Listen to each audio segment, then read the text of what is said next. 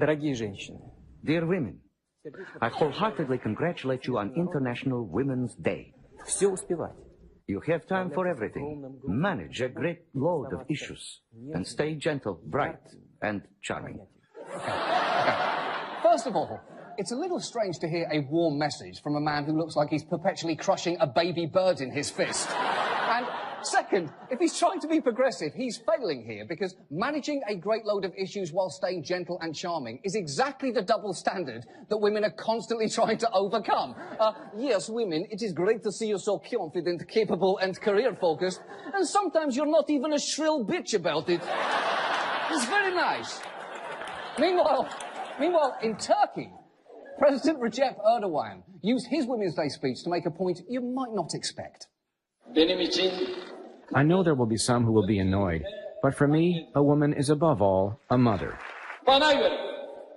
In my opinion, the greatest wrong that you can do to a woman is to restrict her to live a life where she is the victim of her economic independence. Okay. First, a woman is above all a mother. It's not even appropriate to say on Mother's Day. And also, economic independence is far from the greatest wrong you can do to a woman. There is a list that runs from genital mutilation through Nancy Meyers movies that you need to get through first. Now, as for China, a shopping mall there offered discounts in honour of Women's Day, but only to good-looking women after their facial appearances were scored by a face scanner. And I'll say this, it's not often you hear a news story that appears to have taken place simultaneously in the distant future and the distant past. But it is amazing that somewhere in China, a TJ Maxx manager will have uttered the phrase, "Sorry, the robot doesn't want to fuck you. Those capri pants are full price." And at this point, you will be glad to know that here in the US, women marked their own day. For instance, Fox News' Greta Van Susteren delivered a commentary in honour of the event. And let me just tell you in advance, if you think you know where this is going, you are wrong. The Taliban won't let women listen to music, go to school, or leave the house without being covered head to toe in a burqa. Women around the world living under Sharia law endure the unthinkable simply for being women. Which brings me to this. On this International Women's Day Eve, it'd be a good time for us women to recognize that American men, let's give American men a shout out. Yes, Greta Van Susteren marked International Women's Day with a shout out to American men for being better than the Taliban. I didn't even know this was possible, but I'm pretty sure she just leaned out. And she wasn't even done. Things aren't perfect. For instance, we still don't have equal pay for equal work, but American men are by far, very by far, the best men on the planet. And we American women, we may not say it, but we know that. And American men deserve to hear that from us. You know, there may be no more fitting tribute. However, look, it's the middle of October, which across the nation means that we are all looking at this and thinking, I don't know why, but I simply have to drink that. Yes, it's that special time of year where we voluntarily imbibe pumpkin spice lattes, the coffee that tastes like a candle. And I don't mean it tastes like a candle smells. Pumpkin spice lattes taste like a candle tastes.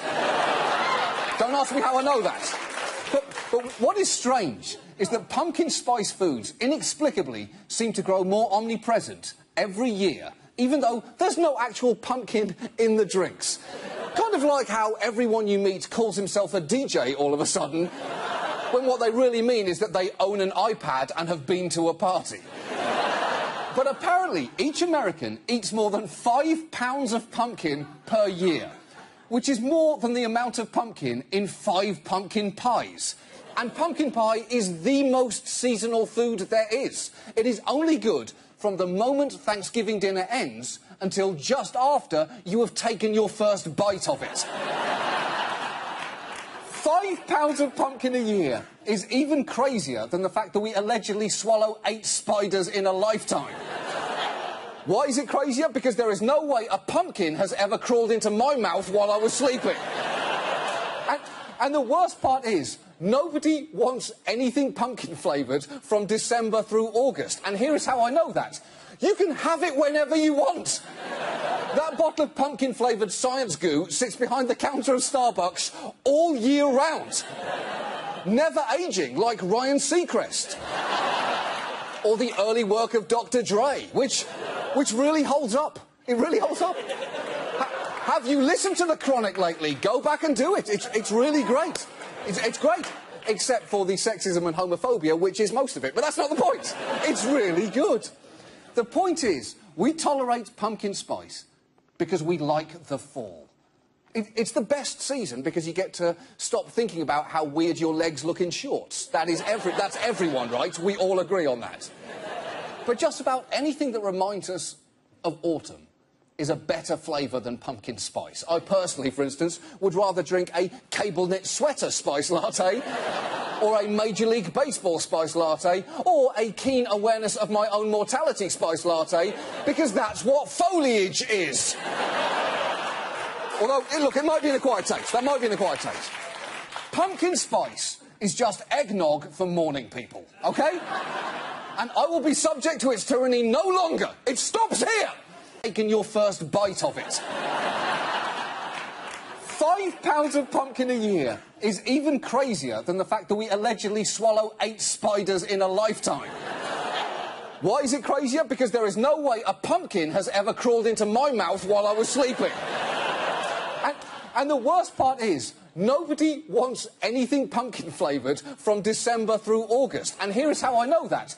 You can have it whenever you want. That bottle of pumpkin-flavoured science goo sits behind the counter of Starbucks all year round. Never aging, like Ryan Seacrest.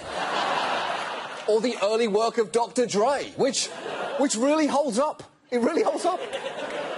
Have you listened to The Chronic lately? Go back and do it. It's really great. It's great. Except for the sexism and homophobia, which is most of it. But that's not the point. It's really good. The point is, we tolerate pumpkin spice because we like the fall. It's the best season because you get to stop thinking about how weird your legs look in shorts. That's everyone, right? We all agree on that.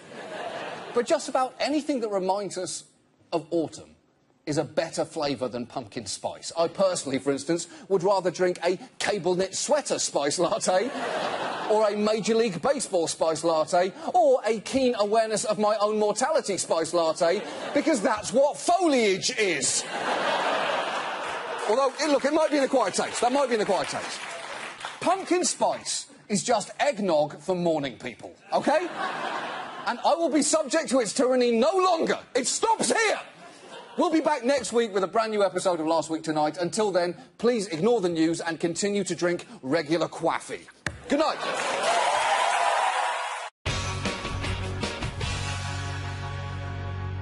Hello there, I'm John Oliver, host of Last Week Tonight. We are off this week for Easter, but we wanted to give you a special message while we're away, and to do it in one of YouTube's most entertaining forms. I'm talking, of course, of YouTube conspiracy videos. Science fiction for people who don't understand they're watching science fiction. Whenever I see a YouTube conspiracy video, I am overcome with jealousy. I mean, first, there's a wave of, this guy has to be f***ing kidding, right? But then it's jealousy at the sheer scale of imagination required to believe that the Denver airport was designed by the Illuminati, or that Katy Perry is actually John Benet Ramsey all grown up. Both real theories, by the way, and better than any joke I could ever devise in a million years. Now, of course, any great internet conspiracy video needs 2 key things. One, a wild claim that something we take for granted is actually the responsibility of robots, aliens, or US presidents who are also robots or aliens. And 2, you need an eye for incredibly specific detail and an ability to make wild accusations with complete confidence. So that is why tonight I'm going to make my own YouTube conspiracy video and take on a topic that no one has had the guts to explain. I'm talking, of course, about the conspiracy behind Cadbury cream eggs. And if you mean, oh, are you talking about why they aren't available year-round? Then they have already gotten to you. Turn this off now. You're a tool of the establishment and you're too far gone to wake up. The rest of you, open your eyes. Open your eyes, America. The Cadbury cream egg is a terrible candy that tastes like mermaid placenta covered in candle wax. And yet, every year, these eggs show up in January like newly signed gym memberships or movie theatres full of films that will never win Oscars. But why? But why does this happen? That's the question. And the reason is simple if you just follow the money. The average Cadbury cream egg sold in the US weighs 34 grams, the same number of streets in Miracle on 34th Street. A movie which takes place on Christmas. What's the most memorable Christmas gift of all? 5 golden rings. Of course, gold. Now, Europe's largest supply of gold is held by Germany. Germany is one of the sites where Freemasonry took hold. And where is the Cadbury Corporation based? That's right, the United Kingdom, which is only a quick and affordable flight from guess where? Oh yes, Germany. Now, you might be asking at this point, John, what does gold in Germany have to do with candy in Britain? That question is a false flag. I ask you again, cui bono? Which, as we know, is Latin for why is Bono everywhere all the time? Because that is the connection here, musicians. Here is what they don't want you to know. Cadbury cream eggs were originally sold as Fry's cream eggs. Oh, why did they change their name? What were they running from? Maybe their true identity. Fry. F-R-Y. 3 letters. 3. Like a triangle. Now, take a cream egg, cut it in half, and put it in that triangle. What does that look like? The Illuminati eye of Providence Pyramid. I'll give you a second to recover now, because I just blew your mind. Because clearly here...